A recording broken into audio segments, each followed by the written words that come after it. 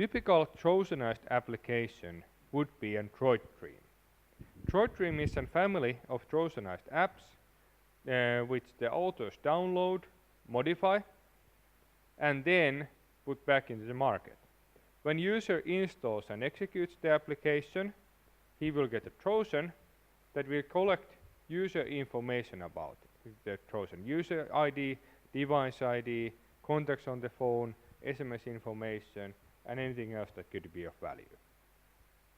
After that, the Trojan keeps running on the background, connects to a command and control server, and accepts commands from there.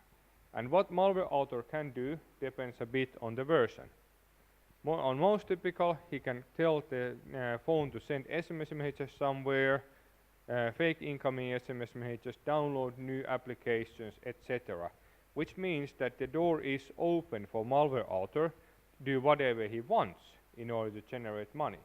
He can make certain fraction of the infected users to send SMS messages to that number, certain fraction to other number, which means that it will be very difficult for police to track down which of the purchases have been fraudulent and which numbers have been used for fraudulent purchases. Other trick that malware authors do is that they update clean program with malware. This was done by SND apps and Droid Kung Fu C, and later also by other malware. So user initially downloads a clean application that is not Trojanized. Then on the update channel of that application, the next version contains malware. Which means that user who carefully inspects whatever he is installing will be caught whenever he is updating.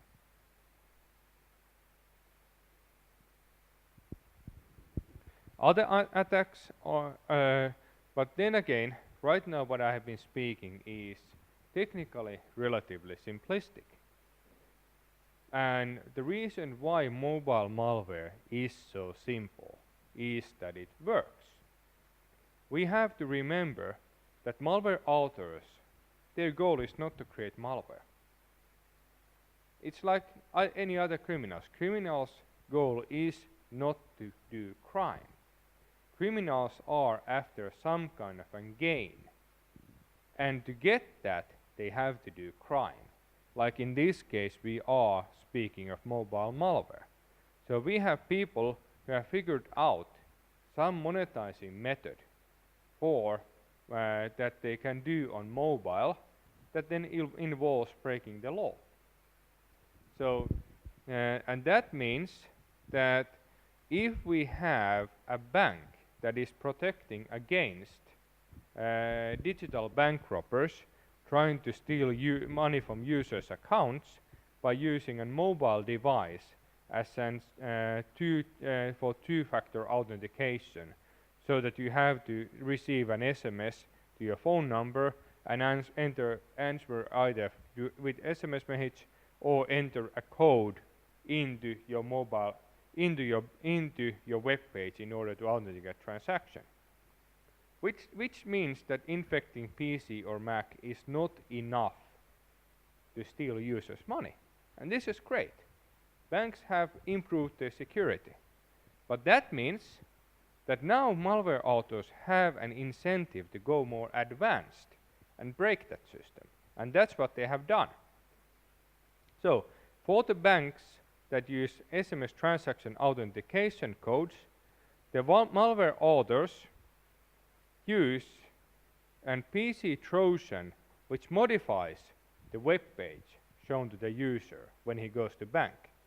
The web page is modified that we have now taken SMS authentication system in use. True.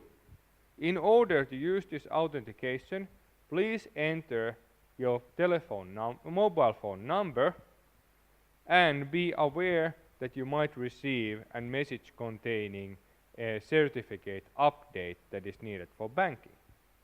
And all this content in the page is being injected by Trojan. It is not coming from the bank's web server, but for user it looks just like any other component in the bank's web page. So for user, the bank is asking, what is your phone number? Please enter it. And would you trust your bank? Is there somebody who doesn't trust their bank? I think so. You have your money there, which is a sign that you trust them. Otherwise, you would have your money somewhere else.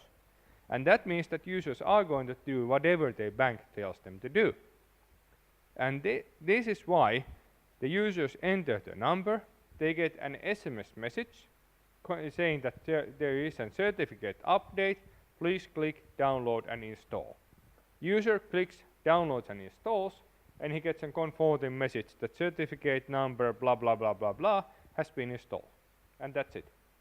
Now he has a Trojan on his device, which will forward all the SMS messages into the malware author's phone, or then upload them to malware author's website. So now, in middle of night, the malware author can go into user's bank account, as we remember, he has control of user's PC, and do a transaction and authenticate that on the mobile device. And now malware author has circumvented the new security mechanism. And this kind of a cat and mouse game is going on all the time. Other type of a banking attack that we have seen is then based on a different way of social engineering. In here, we are talking about fake token A, which was the first mobile-only banking attack. In here, the malware authors created an application which pretends to be a token generator for Santander Bank, which is a very big international bank. I don't know whether that is operating in Estonia or not, but they're right now trying to reach a foothold in Finland, so most likely it's also here. And malware authors created a token generator that they then started pushing into AppBrain and many other application information portals, and people found it from there and installed it on their phone. When you run this application, you think that you are going to your bank and you need to generate a token. So, when you install it, it is sends the information about you. It sends an information about your phone to the malware author, and when you try to generate a token with this, it will send your password that you use for mobile bank to the malware author. And that way, the malware author is able to attack Santander's banking authentication. In addition of this, the fake token A also has some basic botnet capabilities. So it can download and install new applications. It can send contact list and SMS messages from the user into the malware author by request and update the destination SMS message. So everything that malware author thinks that he needs to attack the user's bank account.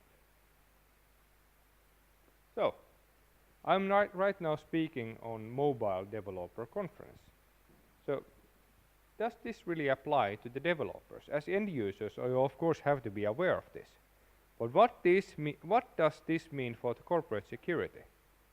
Right now, from corporate security point of view, only consumers have been targeted. We have not seen directed corporate-related attacks.